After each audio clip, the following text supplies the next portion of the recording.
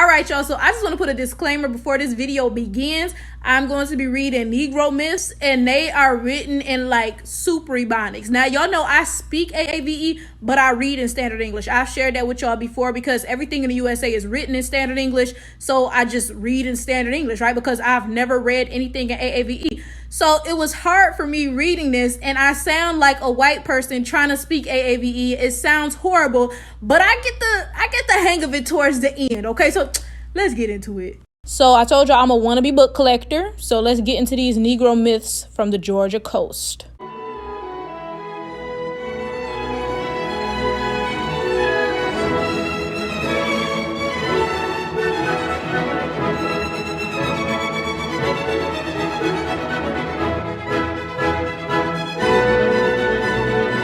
So I told y'all that I try to get books that are from the early 1900s, at least. If earlier, that's better. Now, this one was initially printed in 1888.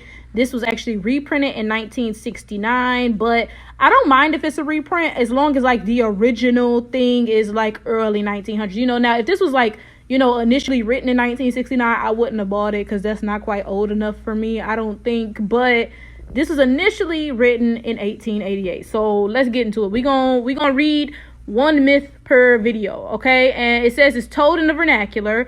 So y'all know I speak AAVE, but I only read in Standard English because, you know, in the USA, everything is written in Standard English. So I feel like this is going to be kind of hard for me to get acclimated to, but we going to try, okay?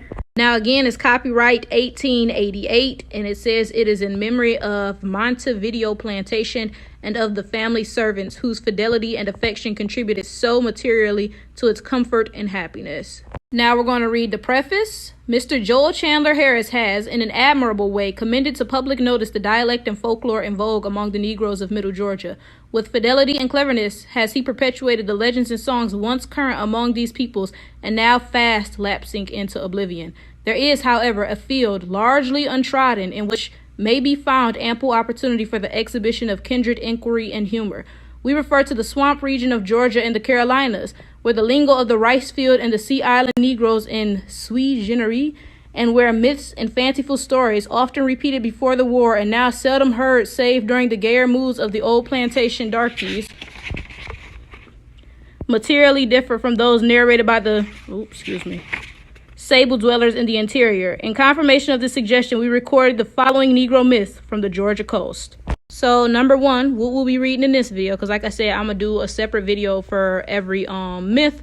How come the alligator never sleeps far from the riverbank? So let's go ahead and find that. One time the rabbit meet the alligator and he asked him, "Brother, you take life very unconcerned.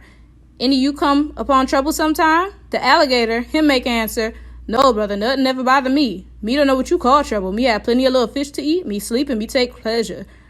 What make you think trouble can come stop me?" The rabbit, him very cunning. You say nothing.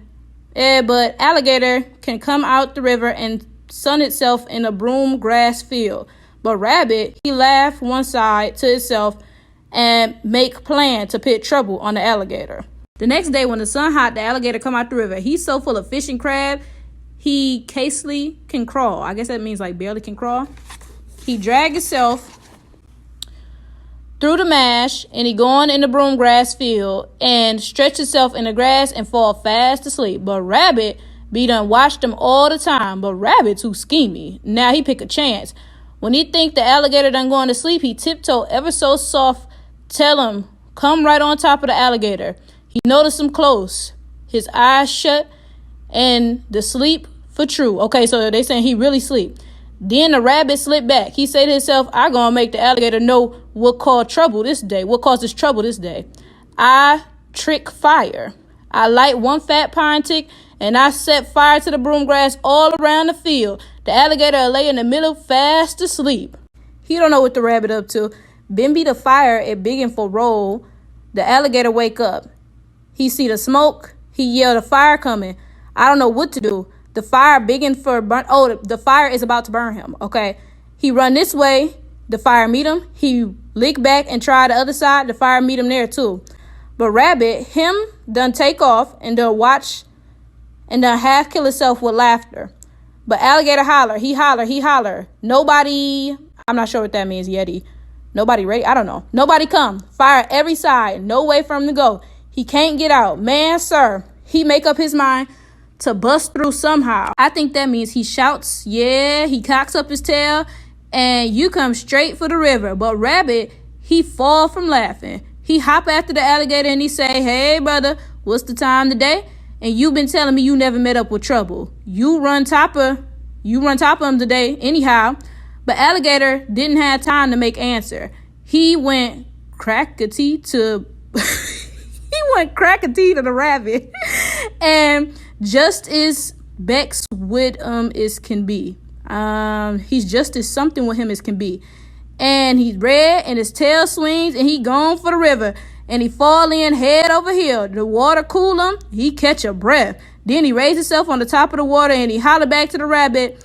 None of these boys going along this time. Me know who make all this trouble for me. If me ever catch you close to this river, me gonna learn you how to come fool along me. But Rabbit fed Alligator and river till this day. From that day to this, you can never catch the alligator sleep far from the bank. And the first time you hear the bush crack or anything make a racket, he let go of everything and fall right in the water.